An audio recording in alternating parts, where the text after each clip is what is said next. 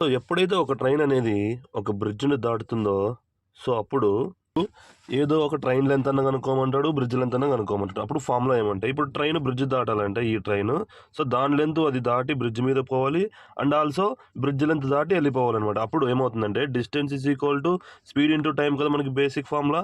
So, ఇప్పుడు ఏమవుతుందంటే distance అనేది length of train plus length of bridge is equal to speed of train into time taken by train to cross the bridge.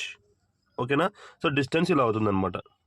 Same ఇలాగే ఎప్పుడైతే ఒక train ఇంకో ట్రైన్‌ని దాటుతుందో, cross చేసి ఎళ్ళిపోతుంది. అంటే స్లోయర్ ట్రైన్‌ని ఫాస్టర్ ట్రైన్ దాటుతుంది కదా! సో, అప్పుడు మనకి ఏదో ఒక అన్‌నోన్ ఇచ్చి కనుక్కోమంటారనమాట. అప్పుడేమవుతుందంటే సేమ్ మనకి basic formula distance is equal to speed into time కదా!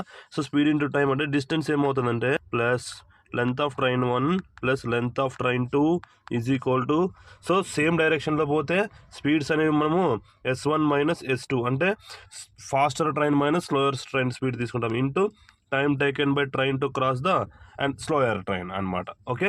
అలాగే ఎప్పుడైతే 2 ట్రైన్లు ఆపోజిట్లో వస్తాయో ఒకదానికొకటి ఎంత టైంలో అవి క్రాస్ చేసుకుంటాయని అడిగినప్పుడు question length of train 1 plus length of train 2 is equal to so speeds ఏం చేస్తామంటే ఇక్కడ సమ్ చేస్తామన్నమాట into time taken to cross each other. Okay.